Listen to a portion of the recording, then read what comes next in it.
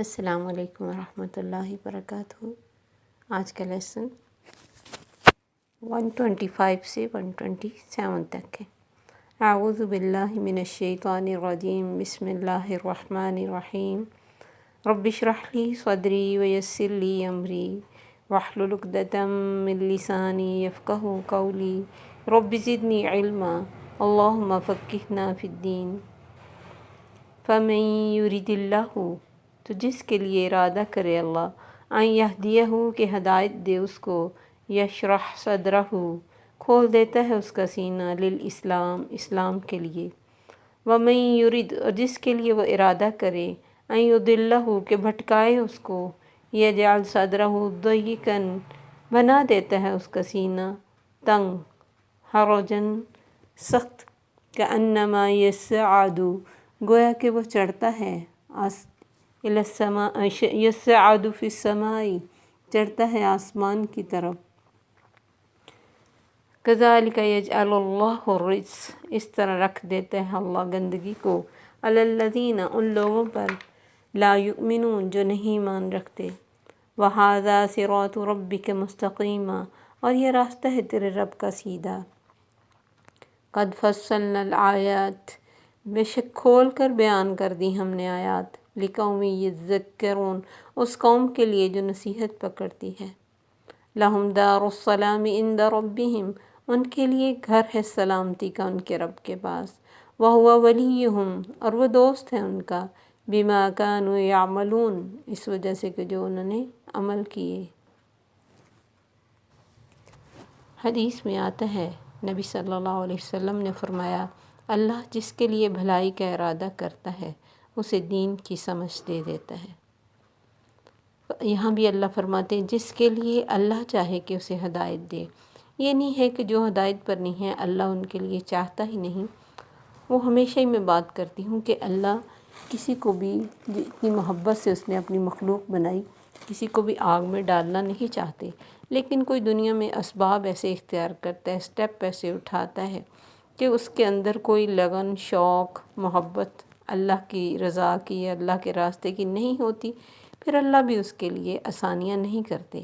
لیکن جو لوگ پوری کوشش کرتے ہیں، دعائیں کرتے ہیں، بے شک وہ گنہگار ہوں، ان کے دل میں احساس رہتا ہے کہ ہم صحیح نہیں ہیں، ہمیں اللہ ہدایت دے دے، اور اس کے لیے وہ دعائیں اور لگن بھی دکھاتے ہیں، تو پھر جیسے حدیث میں آتا ہے کہ اللہ فرماتے ہیں جو میری طرف ایک بالشت آتا ہے میں اس کی طرف ایک ہاتھ آ جاتا ہوں، اور جو میری طرف ایک ہاتھ آتا ہے، یعنی کوہنی تک، بازو کو ایک ذراعن کہتے ہیں، تو میں اس کی طرف 2 ہاتھ آتا ہوں، اور جو چل کے آتا ہے میں دوڑ کے آتا ہوں۔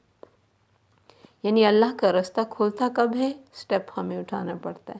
اللہ یجتبی من یشاء ویہدی الیہ من ینیب، اللہ ہدایت اس کو دیتا ہے جو اس کی طرف رجوع کرے۔ اب یہ دیکھیں کہ آپ ایک راستے پہ جا رہے ہیں نا، ایک ایڈریس ہے آپ کے پاس، آپ اس کی طرف رخ کریں گے تو وہاں پہنچیں گے، اور اگر رخ ہی نہیں کریں گے، آپ کا رخ بیک اس کی طرف ہے، تو کیسے آپ منزل پہ پہنچیں گے؟ تو جب ہم رخ کرتے ہیں پھر اللہ ہمارے لیے آسانیاں کرتے ہیں۔ تو اللہ فرماتے ہیں جس کے لیے میں ارادہ کروں کہ اسے ہدایت دے دوں، میں اس کا اسلام کے لیے سینہ کھول دیتا ہوں۔ سینے کا کھلنا یہ ہے کہ اسے اسلام کی باتیں، اسلام کے احکام اچھے لگتے ہیں، مطلب ان پہ عمل کرنا اس کو مشکل نہیں لگتا، یا کم از کم وہ اس کی دعائیں اور کوشش ضرور کرتا۔ یہ نہیں کہتا آج کے دور میں یہ بات نہیں ہو سکتی، آج کے دور میں یہ کام نہیں ہو سکتے، اسلام ٹھیک ہے، صحیح بات ہے، صحیح چیز ہے، لیکن دنیا بھی ساتھ ساتھ چلانی چاہیے۔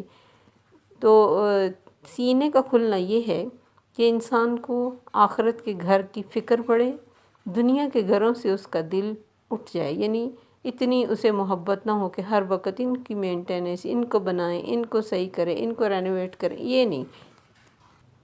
ہر 6 ماہ کے بعد کوئی نہ کوئی چیز چینج ہونے کا ٹائم ہو جاتا ہے، اور پھر کہنا کہ ہمیں تو ٹائم ہی نہیں ملتا، اور موت کے آنے سے پہلے موت کی تیاری کرتا ہے۔ تو اللہ فرماتے اس کا میں سینہ اسلام کے لیے کھولتا ہوں۔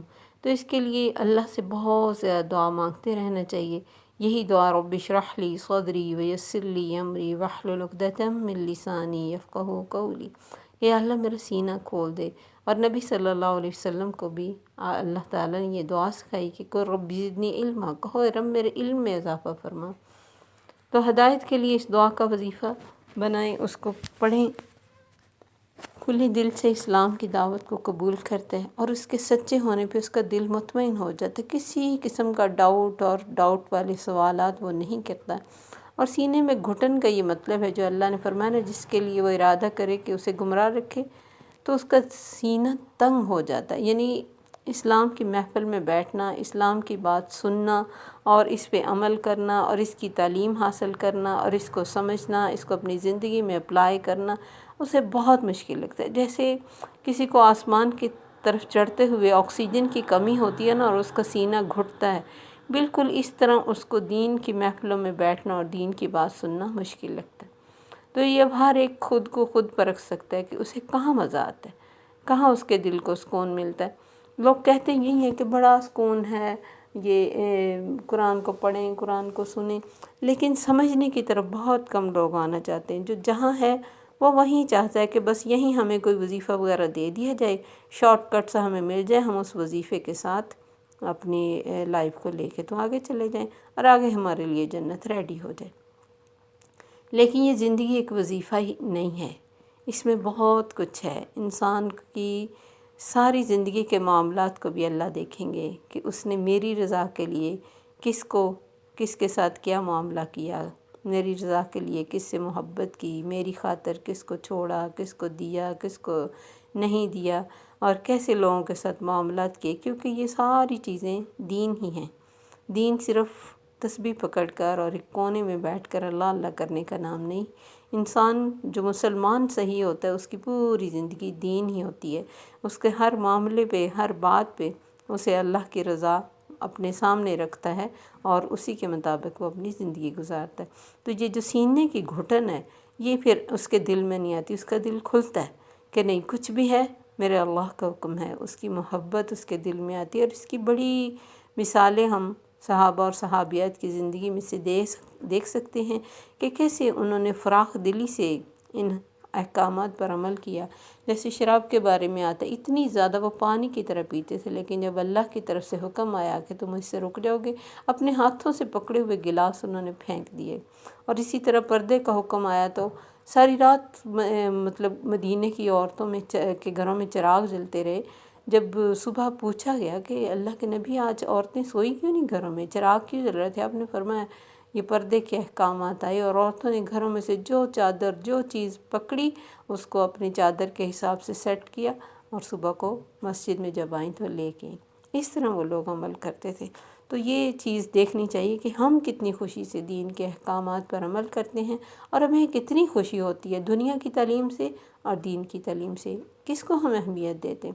عام روٹین میں ہم کس ٹیچر کو اہمیت دیتے ہیں اور کس تعلیم کو اہمیت دیتے ہیں اور کس کو خوشی سے بڑھ کر بتاتے ہیں، کیونکہ دین ہمارے لیے کوئی شرمندگی کا باعث نہیں ہے، ہمارے لیے آنر ہے کہ ہمارے رب کا بتایا ہوا وے آف لائف ہے، اس پہ ہم چلتے ہیں۔ دنیا میں کتنی بھی کوئی اہم کتاب آ جائے، کتنا بھی کوئی ہمیں لائف کو سکسیس کرنے کے طریقے بتا دے، جو طریقہ ہمیں اللہ نے بتایا ہے وہی اینڈ آف دا ڈے صراط مستقیم ہے، اور اسی پر دل کو سکون اور دنیا کا بھی بہت کچھ وہاں ملتا ہے۔ اللہ فرماتے ہیں من عمل صالحا من ذکر او انثی، جو بھی اچھا عمل کرے مرد ہو یا عورت، فلنحیینہ حیاتا طیبہ، ہم اسے دنیا میں بھی پاکیزہ زندگی دیں گے۔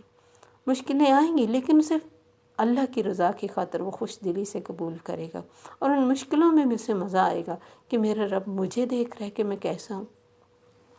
تو ایک سوچ کے فرق سے ہی انسان کی ساری مشکلیں آسان ہو جاتی ہیں، اور ایک سوچ کے فرق سے ہی اسے دن کا ایک دن بھی گزارنا مشکل ہوتا ہے۔ اللہ فرماتے کذالک یجعل اللہ الرجس، یہ گندگی اور ناپاکی اور شیطانی وسوسے اور عذاب، یہ سارا اس کا مطلب ہے رجس کا۔ تو یہ اللہ پھر اس کے دل میں رکھتا ہے جو ایمان نہیں لاتے، پھر اسے وہی سینے کی گھٹن اور دین پر عمل کرنا اور دین کی باتیں سننا اور اس کی تعلیم لینا اسے بہت مشکل لگتا ہے۔ کسی ایسے انسان کو جو بہت دنیا دار ہو، اگر آپ بٹھا کے چند باتیں بھی دین کی سنانا چاہیں تو اس کے لیے انتہائی مشکل ہوتا ہے، اسے بہت سارے کام یاد آتے ہیں، بہت سارا اس کو مسئلے یاد آ جاتے ہیں کہ وہ کہتا ہے میں پھر سن لوں گا، میں اس وقت میرے پاس ٹائم نہیں ہے۔ تو آپ مجھے کوئی وظیفہ بتا دیں، مجھے کوئی ایزی چیز۔ جیسے ہی لوگ وظیفہ لینے آئیں اور ان کو آپ کہیں کہ آپ نماز پڑھیں، آپ صبح شام کے اذکار کریں، آپ قرآن کی طرف آئیں، تو ان کو دائیں بائیں اپنی مطلب پہلو بدلتے ہیں کہ نہیں ہمیں کوئی بس چھو منتر والا کام بتایا جائے۔ تو دین چھو منتر نہیں ہے۔ اللہ نے فرمایا ھذا صراط ربک مستقیما، یہ ہے تیرے رب کا سیدھا راستہ جو تجھے بتا دیا۔ اور یہ سیدھا نہ صرف آخرت کے لحاظ سے، دنیا کے لحاظ سے بھی ہے۔ دنیا کی بھی مشکلوں سے نکلنے کے لیے ہمیں اللہ انہی سے راستہ بتاتے ہیں، اسی قرآن سے۔ اور دنیا کے معاملات میں جو ہمیں تکلیفیں اور دکھ اور طعنے اور طنز اور کمی بیشی ہوتی، وہ بھی سب اسی راستے سے ہمیں پتہ چلتا ہے کہ کیسے صحیح ہوگی۔ قد فصلنا الآیات لقوم یذکرون، ہم نے تو کھول کر بیان کر دی آیات، لیکن کس کے لیے؟ جو نصیحت پکڑنا چاہے، جو اس کو یاد کرنا چاہے، جو اس کو زندگی میں لینا چاہے، ان کے لیے کیا ہے؟ لہم دار السلام عند ربہم، ان کے لیے پھر گھر ہے سلامتی کا۔ تو یہ جنت کا ایک نام اللہ نے قرآن میں بتایا، دار السلام۔ وہاں آپ دنیا میں کتنا بھی خوبصورت گھر بنا لیں، ہر طرح کی سہولت اس میں رکھ دیں، ہر طرح کا سکھ چین رکھ دیں، حتیٰ کہ جیسے آج کل آئے ہیں کہ آپ اشارے سے ہر چیز آٹومیٹکلی دروازے کھلیں، آٹومیٹکلی سارے کام ہوں کچن کے، دوسرے جیسے یہ نئے سے نئے گھر آ رہے ہیں اور لوگ اس کو ظاہر لیں گے دنیاوی سہولتیں کہ آپ بیٹھیں اور آپ کے پورے گھر کے کام ہو رہے، تب بھی وہ دار السلام نہیں۔ کسی کے دل کو سکون نہ ہو تو اس کے گھر میں چاہے سونے کی اینٹیں لگی ہوں، کسی کی صحت اچھی نہ ہو اس کے سامنے چاہے 10 کھانے لا کے رکھ دو، اور سب کچھ ہے، صحت بھی ہے، پیسہ بھی ہے، جوانی بھی ہے، حسن بھی ہے، سب کچھ ہے، موت کا کسی کو پتہ نہیں۔ ہر وقت سر پہ لٹکتی ایک تلوار ہے، نہ جوان کو دیکھتی، نہ بچے کو، نہ بوڑھے کو، نہ تندرست کو، نہ بیمار کو، کہیں سے بھی چپکے سے آ جاتی ہے، ہمارے ساتھ جڑی ہوئی ہے۔ تو یہ دنیا دار السلام بن ہی نہیں سکتی، چاہے ہم اس میں کتنی آسائشیں ڈال لیں۔ جنت ہے دار السلام، جہاں ہمیشہ کی جوانی، ہمیشہ کی زندگی، ہمیشہ کی خوشیاں، ہمیشہ کی صحت، ہمیشہ کی آسانیاں، ہمیشہ کا ساتھ اور ہمیشہ کا حسن۔ کوئی بھی چیز کبھی بھی پرانی نہیں ہوگی، آؤٹ ڈیٹڈ نہیں ہوگی، ہمیشہ ہر چیز ہر وقت اویلیبل ہوگی۔ اور جہاں آپ بیٹھے ہیں دنیا میں، ہم چاہتے ہیں نا کہ ہم بیٹھے ہوں ہمارے سارے کام ہو جائیں، وہاں تو صرف سوچ ہی ہوگی، وہاں تو ایک دل میں خیال ہی آئے گا تو اللہ حاضر کر دیں گے۔ وہ سب کچھ جو دنیا میں ہم چاہتے ہیں دنیا میں ممکن نہیں ہے، وہ اللہ کے پاس ممکن ہے۔ تو اللہ فرماتے ہیں ان کے لیے ہے دار السلام، جو اس سیدھے راستے پر چلتے ہیں، جو اپنے سینے کو دین کے لیے کھولتے ہیں، جو اپنی زندگی کو اسلام کے مطابق گزارنے کی کوشش کرتے ہیں۔ وَهُوَ وَلِيُّهُمْ، اور پھر ان کا ساتھی بھی کون؟ وہ رب بن جاتا ہے۔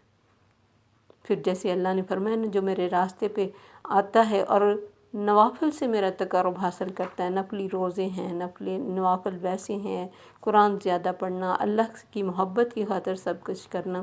اللہ فرماتے میں اس کے ہاتھ بن جاتا ہوں جن سے وہ کام کرتا ہے، میں اس کی آنکھیں بن جاتا ہوں جن سے وہ دیکھتا ہے، میں اس کے پاؤں بن جاتا ہوں جس سے وہ چلتا ہے۔ تو کیا ہے یہ کہ یعنی اللہ اس کے ہر کام میں پھر برکت ڈالتا ہے، کیونکہ تبارک الذی بیدہ الملک، برکتوں والی ذات وہ ہے۔ اور جب یہ قرآن برکتوں والا ہے، اللہ فرماتے ہیں ھذا کتاب انزلناہ مبارک، یہ بڑی بابرکت ہے، اسی ہم لیں گے اپنی زندگی میں تو کیسے ہماری زندگی میں برکت نہیں آئے گی۔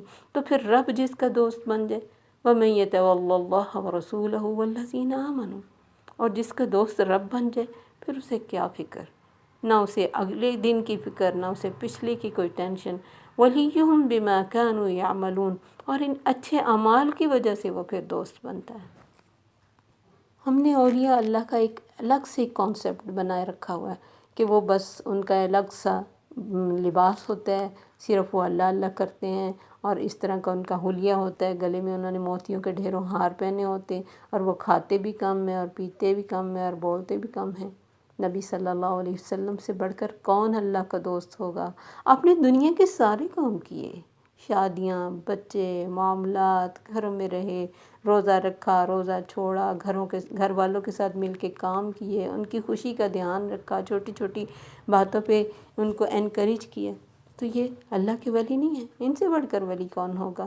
تو ولی کو کوئی سینگ نہیں نکلتے، نہ وہ کوئی اسپیشل چوگا بنا کے بیٹھتا ہے، وہ ہر بندہ ولی ہے جو اللہ کی رضا کی کوشش کرتا رہتا ہے، جو اللہ کی خاطر سارے کام کرتا ہے۔ اللہ نے فرمایا، حدیث میں آتا ہے، جس نے اللہ کی خاطر دیا، اللہ کی خاطر روک لیا، اللہ کی خاطر ملا، اللہ کی خاطر نہ ملا، اس نے تو اپنا ایمان مکمل کر لیا۔ تو جس کا ایمان مکمل ہے وہی صراط مستقیم پر ہے، اور جو صراط مستقیم پر ہے اس کی منزل جنت ہے، کیونکہ یہ دنیا تو ایک سفر ہے، ایک راہ گزر ہے۔ آپ کے لیے کہا گیا کہ آپ کو گدا بچھا دیں، آپ کے جسم پہ چٹائی کے نشان پڑ جاتے، آپ نے فرمایا مجھے ان چیزوں سے کیا سروکار، میں تو چند لمحے، جیسے چلتے ہوئے مسافر کسی درخت کے نیچے آرام کرتا ہے، تو میں تو اتنی دیر کے لیے اس دنیا میں ہوں، تو میرا منزل جنت میں ہے۔ تو جسے جنت منزل نظر آتی ہو، اس کا دنیا میں کہاں دل لگے گا؟